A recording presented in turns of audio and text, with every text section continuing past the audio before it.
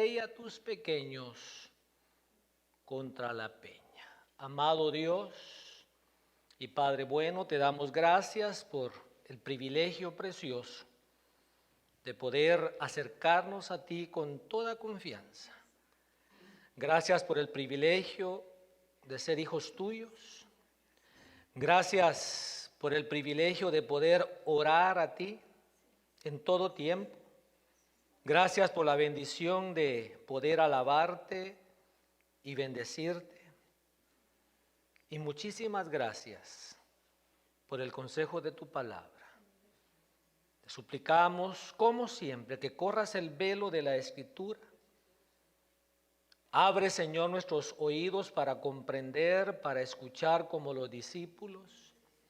Abre nuestra mente para entender tu palabra.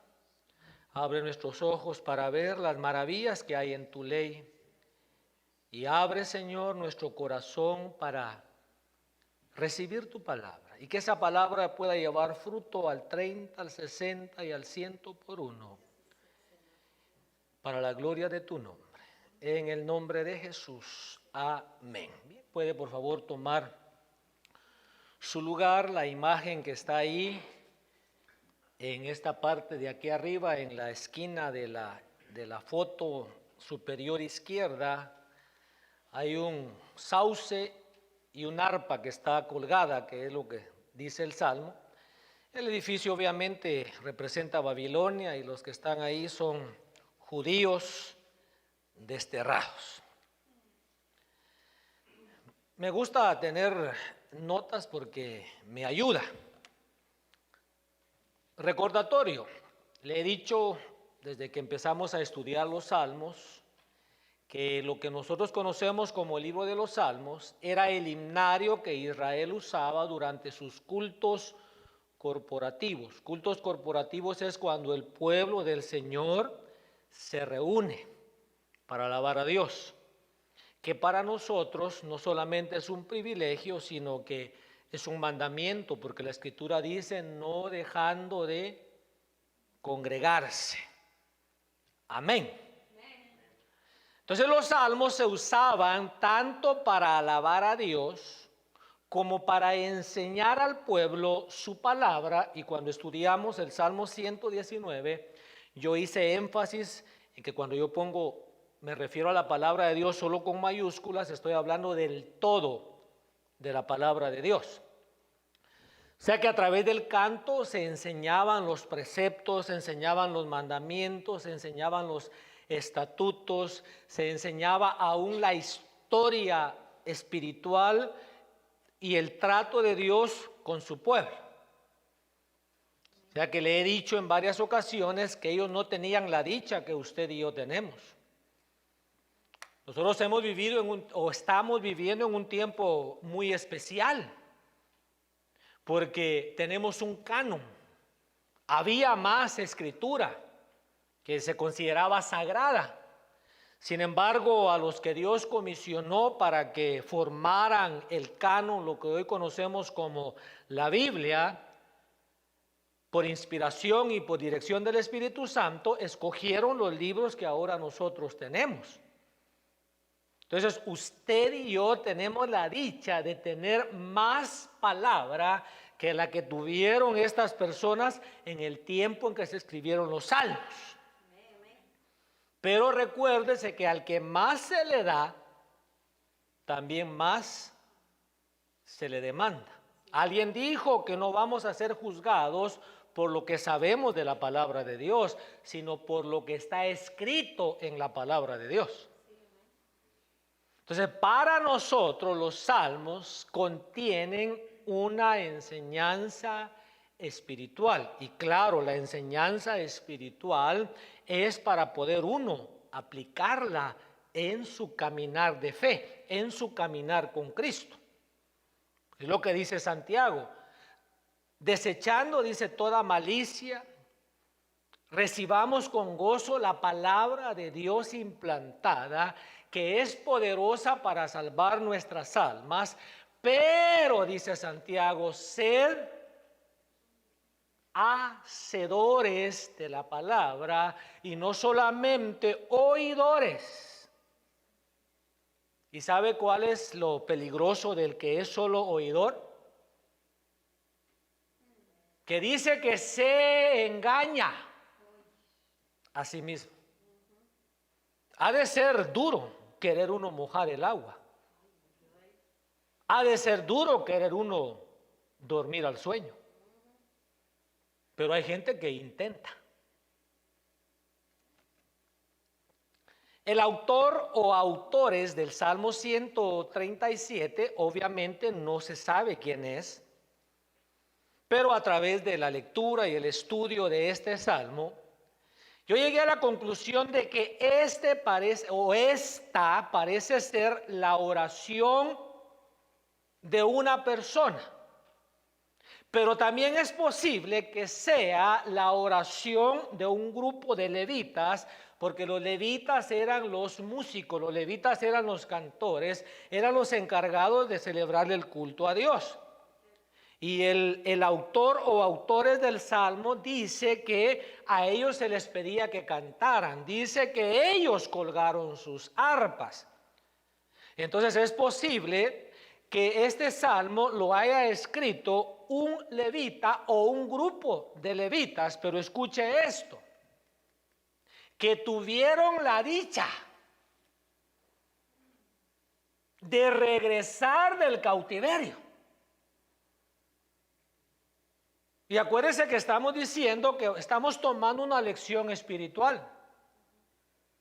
El hijo pródigo tuvo la oportunidad de regresar.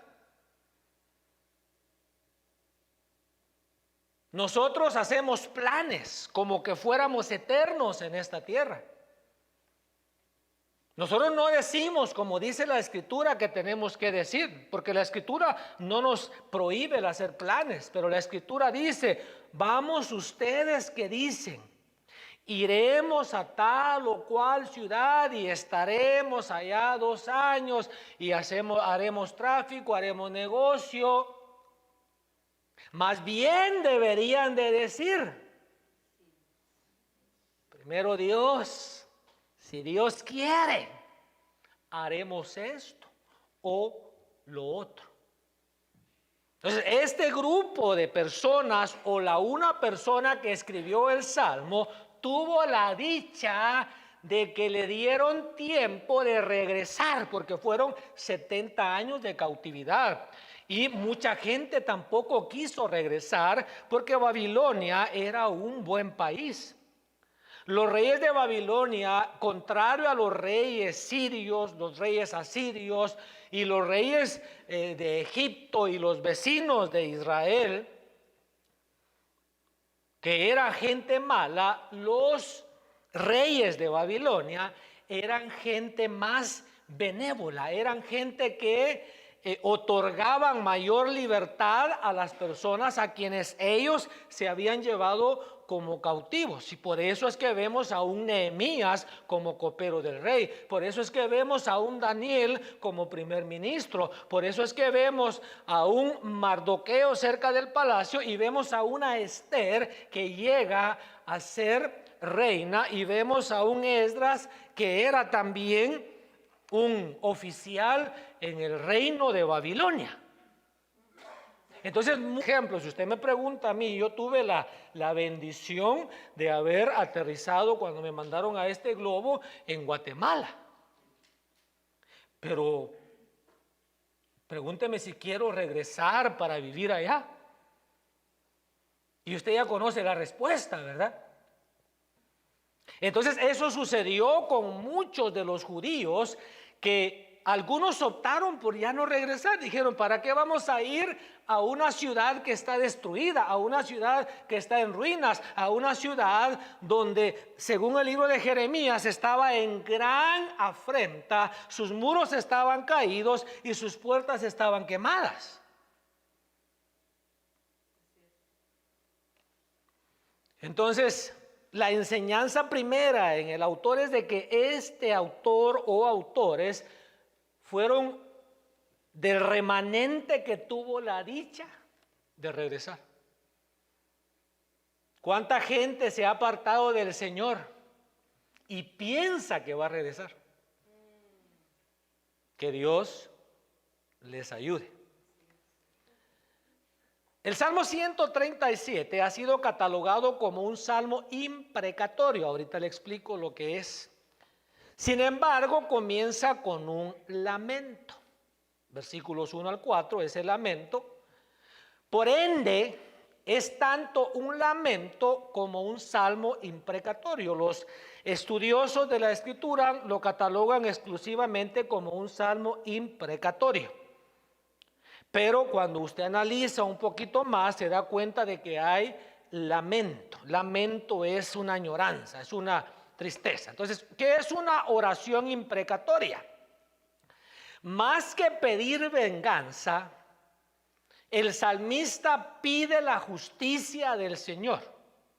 Pide que Dios le pague a los responsables de su desgracia según su merecido. Dios usó a los pueblos para que oprimieran a Israel, para que el pueblo se volviera a él. Pero muchos reyes abusaron de la libertad que Dios les había dado y entonces les fue peor. Porque Dios puede usar a quien Él quiera. Él es soberano. Entrando a lo que es el análisis del Salmo, el tema central de este Salmo, a ver, diga conmigo, el tema central del Salmo 137 es la pérdida del gozo del Señor. ¿Cuál es el tema central del Salmo 137? La pérdida del gozo del Señor. La pérdida del gozo que solo Dios puede dar. Usted puede leer, usted puede buscar libros, buscar encuestas, que los hombres se han dado a la tarea de hacer encuestas, y la pregunta, la hipótesis es: ¿hace el dinero feliz a la gente? Y la conclusión una y otra vez es N-O, no. El dinero no hace más feliz a la gente. Pero este pueblo había perdido el gozo porque estaban cautivos, porque no eran libres. En este salmo vemos las añoranzas del pueblo de Dios en cautividad. Y de esos hay muchos en el mundo, que un día estuvieron en las filas del Evangelio y que no resistieron las tentaciones, no resistieron las ofertas del mundo y le dieron la espalda. Quizá ellos pensaron que al Evangelio, quizá pensaron que a la iglesia, quizá pensaron que al pastor. Pero el Señor le dijo a Moisés: Moisés, no te preocupes, a Samuel le dijo: Samuel, no te preocupes, no te han desechado a ti, me han desechado a mí. Y es que yo todavía no entiendo por qué Dios siempre ha trabajado a través de mediadores. Porque quizá nosotros hiciéramos mejor trabajo que el mediador. Para la iglesia, con mayúscula, somos todos los salvos. Babilonia representa el sistema del mundo, escuche, que esclaviza al pueblo de Dios. Los israelitas, según Segundo de Reyes 17, 5 y 6 y 23, habían sido llevados cautivos a Asiria. Los israelitas, diga conmigo, los israelitas. Los israelitas eran los del reino del norte, eran 10 tribus que se había dividido el reino y se dividió en Israel y Judá.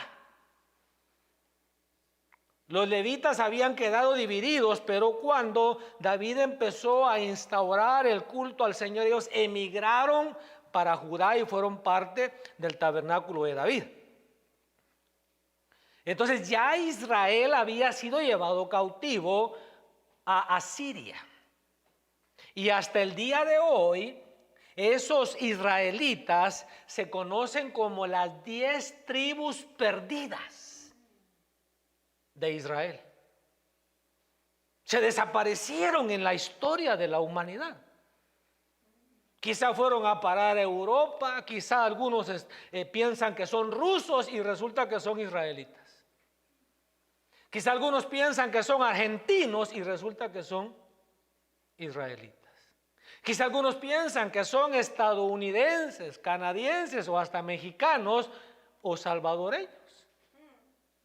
Y resulta que son parte de las 10 tribus perdidas de Israel. Eventualmente, sin embargo, el pueblo judío, el pueblo de Judá, no logró entender, no logró aprender del ejemplo de sus hermanos israelitas, y ellos pensaron, como muchas veces pensamos usted y yo, que nos vamos a salir con la nuestra, que nosotros somos los que tenemos el sartén del mango. ¿O no le pasa a usted? ¿No lo traicionan sus pensamientos y piensa usted que usted es el dueño, por ejemplo, del tiempo? Que usted es el tiempo del dinero. ¿Sabe que usted no tiene nada? Yo tampoco. Nosotros somos sencillamente administradores de los bienes de Dios. Pero muchas veces nos adueñamos de lo que nos confiaron para que lo administremos. Nos adueñamos del tiempo. Entonces, eventualmente los judíos, la tribu de Judá, también fueron llevados cautivos a Babilonia por el rey Nabucodonosor. Y usted sabe que de eso sabemos bastante. Tenemos más información sobre la suerte, sobre el destino de los judíos, que lo que pasó con las 10 tribus de Israel. El país de Judá fue invadido y la ciudad de Jerusalén destruida por fuego a causa de su infidelidad al Señor e idolatría. ¿Sabe que antes de la cautividad babilónica, Israel era muy dado, Judá e Israel eran muy dados a la idolatría? Solo puede leer en la escritura. Pero sabe que desde la cautividad babilónica, gracias al pacto que Dios había hecho con David, porque Dios le había prometido a David que siempre iba a haber un rey de su descendencia, y por eso Dios no permitió que ellos también se desaparecieran.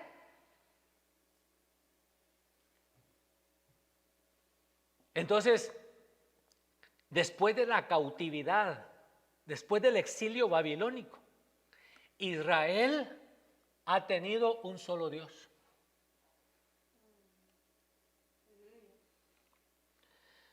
Ahora, vamos al Salmo ya, versículo 1. En el versículo 1 dice: junto a los ríos de Babilonia, ¿qué hacían los judíos? Nos sentábamos y llorábamos. El libro de Ezequiel fue escrito durante la cautividad babilónica y el libro de Ezequiel empieza diciendo que Ezequiel estaba junto al río Quebar y dice él, en medio de los deportados. Hace años yo estudié ese libro y me llamó mucho la atención porque Ezequiel era un sacerdote, él no era profeta, él era sacerdote y él se había preparado para ejercer el sacerdocio. Resulta que cuando cumplió la edad en la cual él tenía que empezar a ejercer su sacerdocio, viene Nabucodonosor y se lo lleva cautivo junto con todos los demás a Babilonia. Lejos del templo, lejos de los sacrificios. Aparentemente para Ezequiel ya todo estaba perdido, pero Dios, que conoce la integridad del corazón, tenía un plan B para Ezequiel. Cuando usted está dentro del propósito, dentro de la voluntad de Dios, puede que el plan A no funcione. ¿Quiere un ejemplo bíblico? A lo suyo vino plan A, pero los suyos no lo recibieron. Plan B. A todos los que le recibieron, les otorga el derecho de llegar a ser hijos de Dios. Al que no era pueblo, ahora le llama pueblo. Al que estaba lejano, ahora lo hizo cercano. Por lo menos dio un gloria a Dios, pues que no sienta yo que le estoy predicando solo a la cámara. Entonces, Babilonia, o este lugar, los ríos de Babilonia, a pesar de su prosperidad, a pesar de lo benévolo que eran los reyes babilonios, representa un lugar de angustia, un lugar de pesar, un lugar de tristeza. Entonces, cuando yo miro que Ezequiel dice, estaba yo junto al río Quebar entre los deportados. David estuvo entre los endeudados, estuvo entre los amargados. Usted y yo somos generadores de atmósferas. Cuando a mí me toca enfrentar situaciones que humanamente las vemos como adversas, yo solo puedo responder con la palabra. ¿De qué otra manera voy a responder? Y me gustaría ver a los cristianos que también responden con la palabra. Que no les pase como la mujer de Job. Que cuando la mujer de Job se dio cuenta que su marido estaba infectado, dijo, no, este se va a morir. Pero no se moría y ni se murió. Es que Dios nos ayude para poder nosotros responder a cualquier situación con la palabra. Pase lo que pase, el cielo y la tierra pasará, dice el Señor, mas mi palabra no pasará. Entonces luego dice, al acordarnos de Sión. Entonces Babilonia es un lugar de angustia. No importa qué bien nos esté yendo en el mundo, es un lugar de tristeza, es un lugar de angustia. Por eso es que a la persona que se aparta del Señor, yo no me tomo la molestia de preguntarle cómo está. Y solo porque me pueden pegar. Y porque no quiero que me falten el respeto más de lo que me han faltado, pero yo pudiera llegar y decirle, hola doña Puerca, hola don Perro, bíblicamente hablando. Porque la Biblia dice que el que se vuelve atrás, le sucedió, dice lo del proverbio, la puerca lavada vuelve a enlodarse. Entonces no es don ni es doña fulano, es doña Tunca, don Tunco, don Perro, doña Perra. Búsquelo ahí en su concordancia.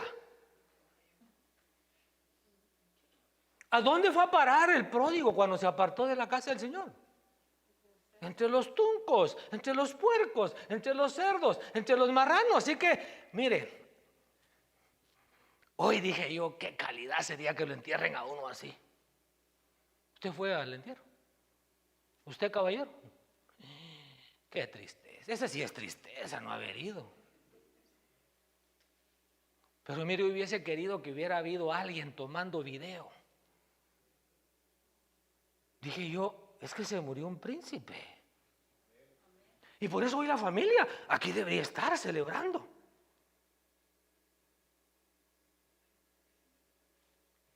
Aquí debería estar la familia celebrando. Que se murió un príncipe.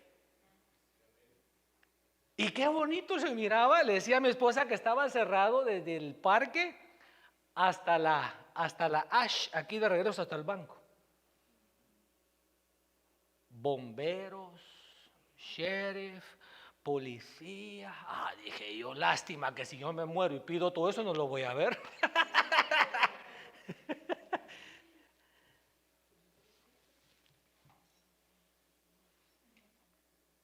Bueno, regresemos aquí. Entonces dice, al acordarnos de Sión. Entonces Sión era el monte donde estaba sentada Jerusalén. Y Sión es un lugar de promesas. Sión es un lugar de promesas cumplidas. Sión es un lugar de libertad. Sión es un lugar de prosperidad. Sión es un lugar de alegría. Porque usted parece que no está en Sión ahora. Si yo le decía, Señor, yo quiero que tú me ayudes. Que tú me ayudes a mí a poder yo ministrarte, a poder yo bendecirte, a poder yo glorificarte, a poder yo entregar el mensaje de tu palabra.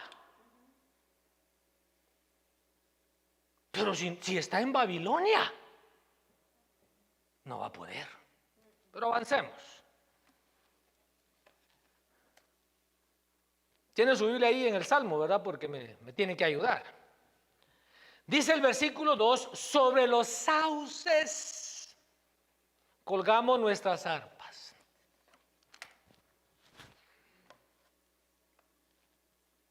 Un día de estos estaba yo pensando, porque pasé frente a la casa donde vivía antes una familia. Dije, en esta casa vivía la familia fulana de tal. Dije, y la persona que vivía aquí fue uno de los primeros pianistas en la iglesia. ¿Qué sería de esa persona? Saber. Y así empiezo a ver. ¿Será que colgaron su piano? ¿Será que colgaron la guitarra? ¿Será que colgaron el pandero? ¿Será que hasta colgaron la Biblia? No digamos los guantes.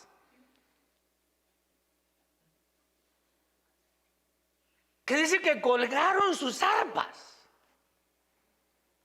Es que ¿cómo voy yo a hablarle a la gente de que Dios libera si he vuelto a la borrachera? ¿Cómo le voy a decir yo a la gente que Dios prospera si estoy en la calamidad? Pero estoy en la calamidad porque yo he tomado una mala decisión de irme para Babilonia. Porque hoy no me llevan. Hoy nosotros nos vamos. ¿Verdad? Hoy nosotros escogemos irnos a Babilonia. Entonces las arpas podían ser una representación del gozo del Espíritu. El arpa ya no es útil en tierra de cautividad.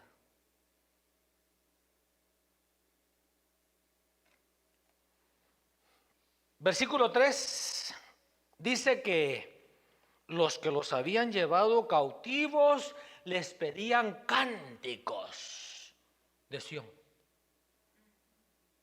¿Sabes que lo que el enemigo quiere es mofarse del cristiano?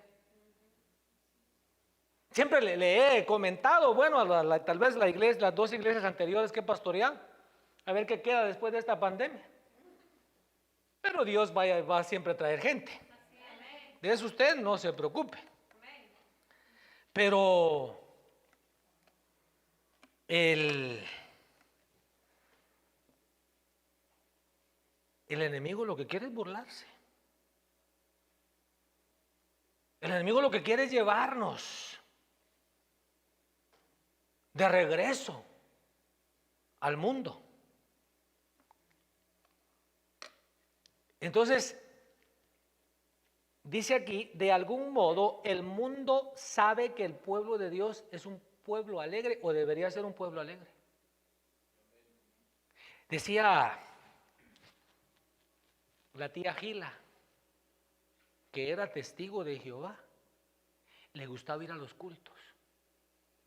¿Y sabe qué decía la tía Gila? ¿Por qué le gustaba ir a los cultos? Decía, es que los evangélicos son gente alegre. Mire, a veces los evangélicos somos buenos para crear ambientes tristes. Por eso es que esos 3 coros que cantamos hoy, ahí me los apartan, por si me toca irme a mí primero. Ahí le encargo, ¿verdad? Y usted haga su encargo también. Para que sepamos, y no después está uno pensando, ¿qué coro le cantamos al hermano? Las campanas suenan tristes. No, ese no. Entonces cruzando, ese tampoco. O déjenlos grabados de una vez. No dicen amén, va. Esas cosas, usted va camino al cielo, pero todavía no. Entonces, los babilonios, los que los habían esclavizado, le decían, canten. Es que hemos oído que ustedes cantan alegre. Cuando ustedes cantan, hemos oído que tiembla la tierra. Hemos oído que hay sanidades. Hemos oído que hay liberaciones. ¿Qué les pasa? Y los judíos, ¿se imagina usted la cara que tenían? ¿Sí se la logra imaginar? Una cara de tristeza, una cara de angustia, con la billetera llena. Pero no podían cantar un cántico de alegría. No podían cantar un cántico de libertad, porque estaban cautivos. ¿Sabe que el mundo nos juzga por lo poco que saben ellos que deberíamos de tener nosotros? Versículo 4. ¿Cómo dice? ¿Cómo cantaremos la canción del Señor en tierra extraña? Cuando somos llevados cautivos, ya no podemos expresar una alegría genuina. Pero sí podemos fingir. ¿Cómo está, hermano? Chévere. Calidad. No, mejor no le pregunte, ¿para qué lo va a hacer pecar? Acuérdese del Salmo 137. Estoy hablando obviamente de aquellos que hemos experimentado el nuevo nacimiento y que nos descuidamos y terminamos en Babilonia. Estoy hablando de ese pueblo porque, mire, hay gente que son partidarios. Hay gente que si no hay pandemia, ahí están presentes. Hay gente que si tienen trabajo, si tienen dinero, ahí están presentes. Cuenten conmigo. Si todo va bien. Pero cuando las cosas empiezan a ponerse un poquito mal, según nuestro criterio, el que no ha nacido de nuevo es el primero que se va. Pero aquel que ya nació de nuevo, como el apóstol Pedro, ¿y a dónde me voy a ir? Pero como estamos en este cuerpo de carne, podemos descuidarnos, podemos dejar la oración, podemos dejar de congregarnos, podemos descuidar la lectura de la palabra. La Biblia dice que podemos entristecer, contristar, abochornar al mismo Espíritu Santo. El mismo Demas se enamoró del mundo y se fue, que anduvo con el apóstol Pablo. Entonces usted y yo también podríamos agarrar maletas e irnos a Babilonia. Pero si usted y yo, si hemos experimentado el nuevo nacimiento y nos vamos a Babilonia, solo vamos a ir a fingir alegría. Y allá usted va a querer bailar y no va a poder, hermanita, si nunca ha bailado. No, nunca ha bailado. Y usted tampoco. Usted le puede volver otra vez ese demonio que...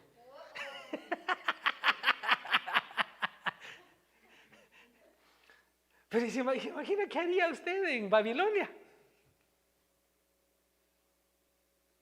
Usted también, ¿verdad? No, pues aquí solo gente santa hay. Pero si yo me voy a Babilonia, olvídese usted. Que Dios me guarde. Y si usted se va a Babilonia, ¡ja! Ni pensarlo, ¿verdad? ¿Y usted, caballero? Tampoco. ¡Ja! ¿Y usted allá atrás? Tampoco. Si se va...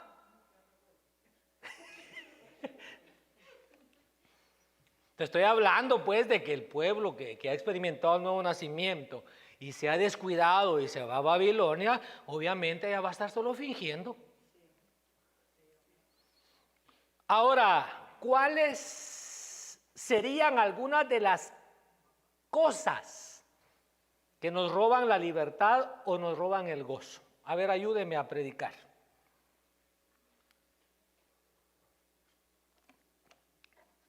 Cosas, porque el pueblo este fue llevado cautivo por su conducta. Bueno, le voy a ayudar aquí, mire. Las preocupaciones del mundo. Jesucristo dijo que esas ahogan la palabra.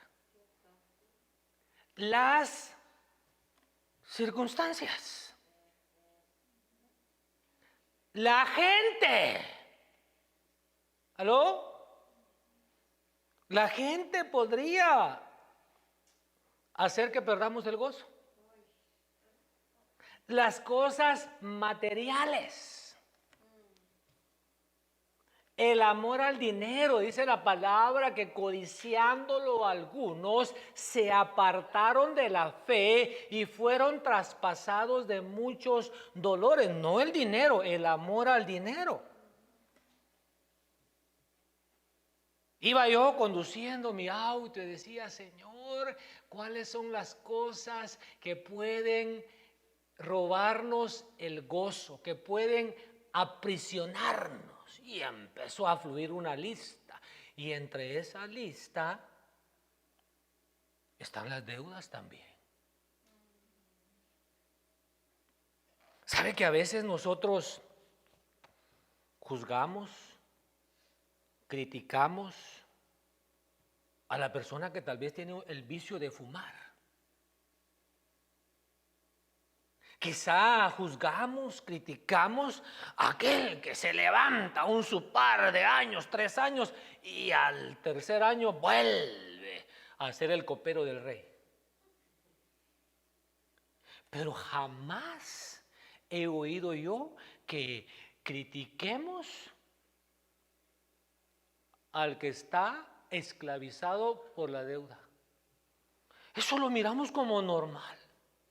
Ay, tengo que hacer el pago del carro. Ay, tengo que hacer el pago de los dientes. Ay, tengo que hacer el pago de la próstata. De la prótesis. De la próstata, no la prótesis. Tengo que hacer el pago de... Para que se ría, hombre. Tengo que hacer el pago de ¿qué? Ah, que ya despertó, ya va a empezar a predicar otra vez. ¿Qué dijo? Dice, la prótesis, hombre, que piernas postizas. El implante. El juego de sala. Mire, ¿y quién nos mandó a endeudarnos? Llega la hora de la ofrenda, llega la hora de los diezmos y no tenemos. Bueno, entonces hay cosas que sin necesidad de irnos al mundo, podríamos nosotros estar cautivos y sin gozo. Porque acuérdense que el énfasis del Salmo es la pérdida del gozo. Versículos 5 y 6. Si me olvido de ti, oh Jerusalén, pierda mi diestra su destreza. Péguese mi lengua al paladar, si no me acuerdo de ti. Si no enaltezco a Jerusalén sobre mi supremo gozo. ¿Se atrevería usted a decir, nada más una pregunta, ¿verdad? En base a lo que leímos. ¿Se atrevería usted a decir, Señor, si un día me agarra la locura de apartarme de ti, que mi negocio ya no prospere? Que me vuelva la enfermedad que tú me quitaste. Que me quiten los papeles que me dieron. Es que mire qué lindo es trabajar con un pueblo necesitado de Dios. Pero viera qué difícil es cuando la gente empieza a ser prosperada, cuando la gente recibe su residencia, cuando la gente recibe su ciudadanía, cuando la gente empieza a establecer crédito. Cuando no tenían nada de eso, el pastor decía, hermanos, vamos a estar una semana en oración a las 4 de la mañana, de 4 a 6. ¿Y sabe dónde estaba la gente? En la oración. El sábado de 8 a 9, matutino. ¿Y sabe dónde estaba la gente? En la iglesia. ¿Y sabe dónde estaban los nenes y los pequeñitos de los hermanos? En la iglesia. Lavado de carros. ¿Sabe dónde estábamos todos? En el lavado de carros. Qué bonito. Yo pienso que Dios se deleita en trabajar con un pueblo que reconoce su necesidad. Leamos otra vez, pierda, como dice el versículo 5 y 6. Si me olvido de ti, oh Jerusalén, pierda mi diestra su destreza. Péguese mi lengua al paladar, si no me acuerdo de ti, si no enaltezco a Jerusalén sobre mi supremo gozo. Ese es un compromiso serio. Ese es ponerse uno un lazo. Señor, mira que ni se me ocurra apartarme de ti. Que ni se me ocurra, Señor, tener resentimientos, tener rencores, tener amargura. Que ni se me ocurra, ni se me cruce por la cabeza el dejar de congregarme, el dejar de alabarte, el dejar de orar, el dejar, Señor, de servir. El día, Señor, que se empiecen a cruzar esos pensamientos, ¡mátame! ¿Verdad que está serio? Yo porque ya me acostumbré a ser cristiano.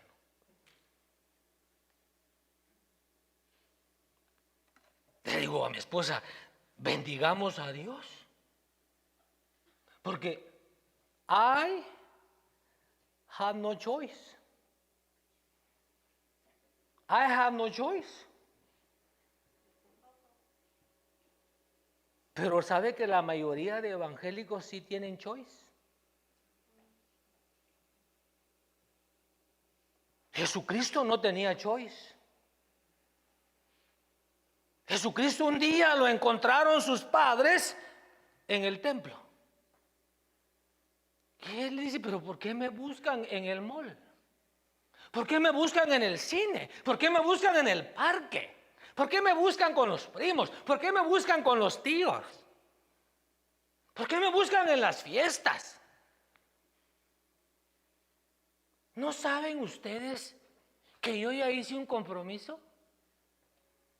¿No saben ustedes que en los negocios de mi padre debo ocuparme? ¿Cómo será trabajar con un pueblo ya no necesitado, sino comprometido? ¿Cómo será? Yo no sé todavía lo que es trabajar con una mayoría de gente comprometida. Mire, hermano, no tengo dónde dejar mis hijos. Si usted me permite, mire ahí, amarraditos, aunque sea la silla, pero yo no me puedo quedar en casa. Así me dijo una hermana, ¿puedo ir? Claro, le dije que puedes ir, si la iglesia está abierta. Con bozal todos, pero... Y lo hacemos por amor y por respeto y también porque, pues, se le anunció hace un mes que íbamos a entrar a una época de mayores contagios. Pero fíjese que a 2 personas que sé que se enfermaron, uno agradecido porque volvió a la vida, agradecido, y la otra persona contenta, me dice, ya pasé, ahora ya tengo anticuerpos. Pero de todos, solo sé de 2, los demás ahí me cuentan. ¿Sabe qué decía yo? Primer día, le digo a mi esposa, tengo mucha hambre, dicen que se va el hambre, voy a comer. Pasó el primer día, desperté con hambre al otro día, sintiendo los malos olores. Dije, Señor, voy a ayunar para que se... Dije, pero si se me va el hambre, mejor no, mejor voy a desayunar.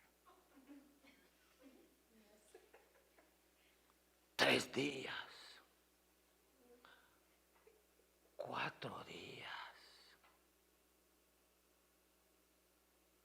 y despertaba, y lo primero que hacía era que me arrodillaba y le decía, Señor, si esto es estar contagiado, vénganos en tu reino, hágase tu voluntad. Con mi night light encendida, porque como dicen que se pone cardíaca la cosa. Ya la 6ª noche ya no encendí el night light. Dije, no, mejor a dormir parejo. Y ahora cada vez que me entero que alguien se enferma, le digo, you're going to be okay. You're going to overcome. Vas a estar bien, vas a vencer. Que no te digan, que no te cuenten, porque de verdad te mienten. Pero ¿usted cómo salió de la prueba? Bravo. Ya no voy a la iglesia. A trabajar sí voy. A la escuela sí voy. A la tienda también. Y al avión también me subo. Ay, lo llevan a uno como que es sardina.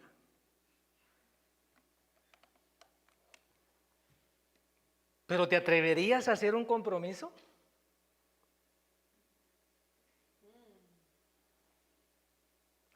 Ahí se lo dejo como tarea para que lo piense. Es que, mire, yo le aprendí, mire hermano, llenémonos de la palabra. Siempre se lo hemos dicho. Mire, yo le he estado diciendo a la gente, este virus que está ahorita contagiando a la gente, si somos cristianos, lo primero que viene a probar es nuestra fe. ¿Cómo está tu fe? ¿Cómo has trabajado tu fe los años pasados? Y lo segundo que viene a probar es tu sistema inmunológico. ¿Qué tanto te has cuidado? ¿Te has alimentado bien? ¿Has dormido bien? ¿Te has ejercitado bien? Entonces viene a probar esas cosas. ¿Pero te atreverías a hacer un compromiso? Le queda como tarea. Versículo 7. Recuerdo, oh Señor, contra los hijos de Edom el día de Jerusalén, quienes dijeron, arrasadla, arrasadla hasta sus cimientos. Ya le conté, ¿verdad? Que llegó una vez, ya hace años, porque ya tengo 8 años de que, bendito Dios, me he dedicado al ministerio. Trabajaba en el banco y llegó una señora afligida. Yo me arrepiento después de no haberle dicho que sí, ¿verdad? Porque tal vez me hubiera dado un buen cheque. Que llegó afligida, Angelito. Me contaron que se va a cerrar tu iglesia. Eso sería hace por lo menos unos 10 años. ¿Sabe que hay gente que se deleita, que se regocija en la desgracia del pueblo de Dios? Los edomitas, arrásenla, denles duro, yo les ayudo con el tiro de gracia. Entonces, tenemos que saber que hay enemigos. Alguien me dijo algo, como que el mundo estuviera ajeno a las noticias. Están hablando del pastor y son los gringos. Le digo yo, si los gringos también tienen la lengua larga. Yo he trabajado con gringos. El chisme no discrimina. Era usted. Los gringos son igual que los hispanos para el chisme. ¿Quién ha trabajado con gringos? ¿Verdad que también tienen la lengua larga? Así que en inglés, en italiano, en español o en cachiquel, el chisme no perdona. Y usted y yo tenemos que saber que cuando el pueblo de Dios está pasando por dificultades, son los enemigos los que se deleitan. Y ahí es donde usted y yo debemos de ir a la oración, y la palabra dice: mía es la venganza, yo daré el pago. Versículos 8 y 9 y ya. Oh hija de Babilonia, la devastada, bienaventurado el que te devuelva el pago con que nos pagaste. Bienaventurado será el que tome y estrelle tus pequeños contra la peña. Aquellos que atacan al pueblo de Dios tendrán su recompensa. Conclusión. Hay 3 parábolas en el capítulo 15 de Lucas. La parábola de la oveja perdida, la parábola de la dracma o la moneda perdida y la parábola del hijo pródigo. ¿Qué me llamó la atención? Que cada historia termina con una celebración. La primera nos habla de gozo en el cielo. La segunda nos habla de gozo delante de los ángeles de Dios.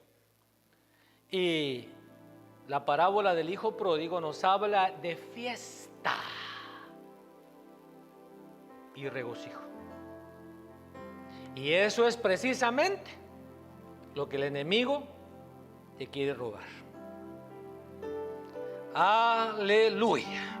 Los coros que cantamos yo los quería al final, pero como Dios es bueno, ¿verdad? Entonces, por favor, esté de pie.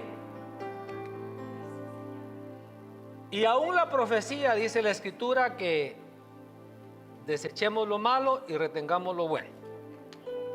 Cualquier cosa que el predicador haya dicho que no le edifica, deséchela y agarre la esencia del mensaje.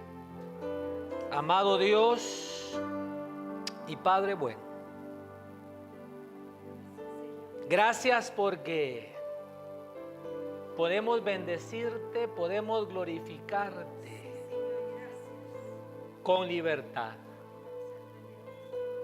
Pero a través, Señor, de este salmo, nos damos cuenta que aún tu pueblo, por su mala conducta, puede ser llevado cautivo. Líbranos, Padre, de volver atrás. Líbranos, Señor, de volver al mundo. Líbranos de ser malagradecidos. Líbranos de que en nosotros se cumpla ese proverbio, que la puerca lavada vuelve al cieno y el perro vuelve a su vómito. Líbranos, Padre, que no se cumpla eso en nosotros. Ayúdanos a perseverar, a serte fieles.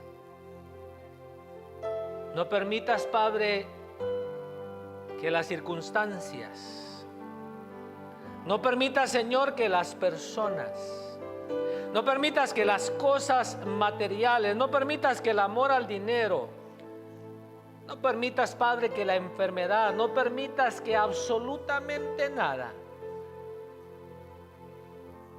nos haga apartarnos de ti. Y danos, Padre, la fe, danos la sabiduría, danos la fuerza para ser gente de compromiso.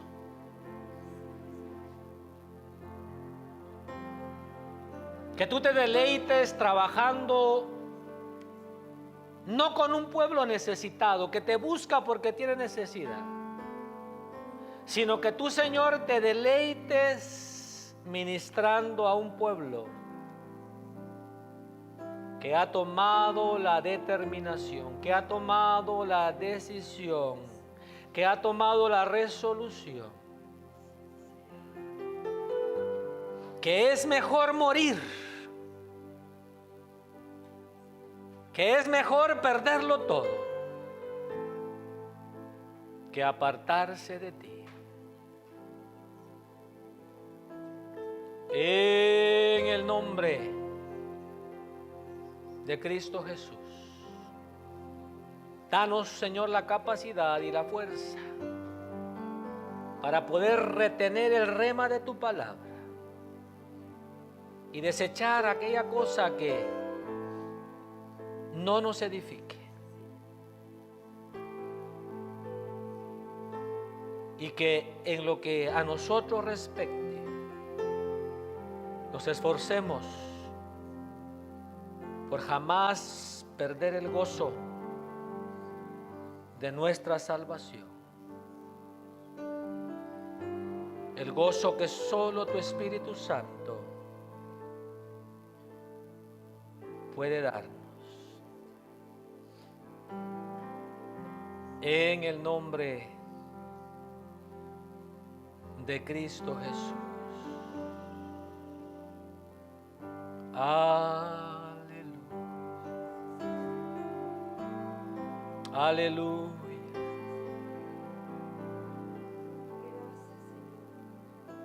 Yo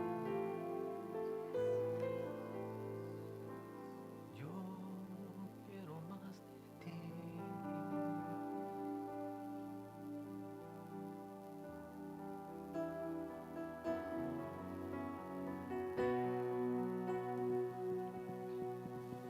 Yo quiero más de ti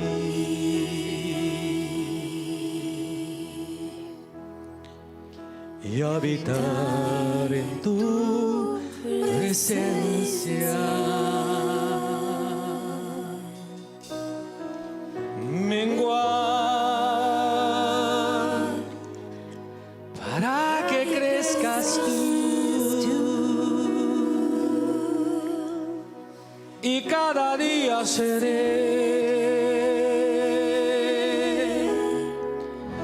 más como tú.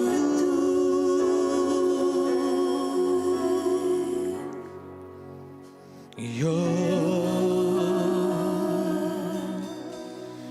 quiero más de ti y habitar en tu presencia. Menguar para que crezcas tú y cada día seré más como tú.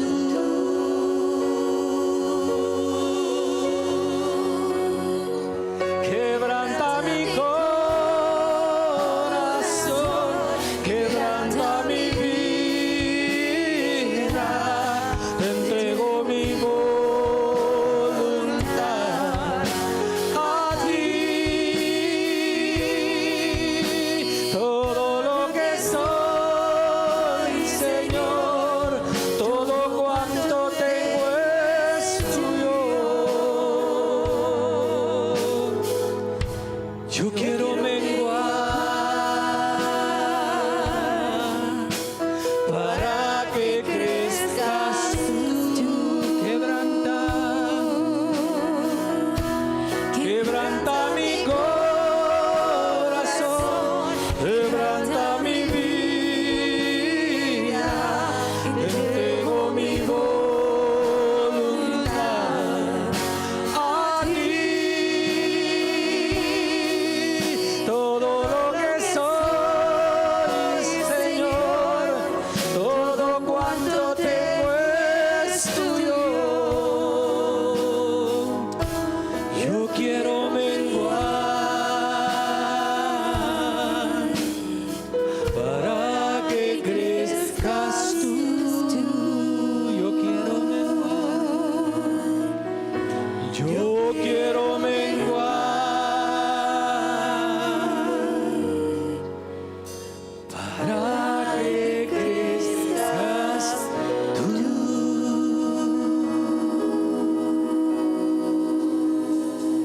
Amén y amén. Que Dios le lleve con paz y bendición.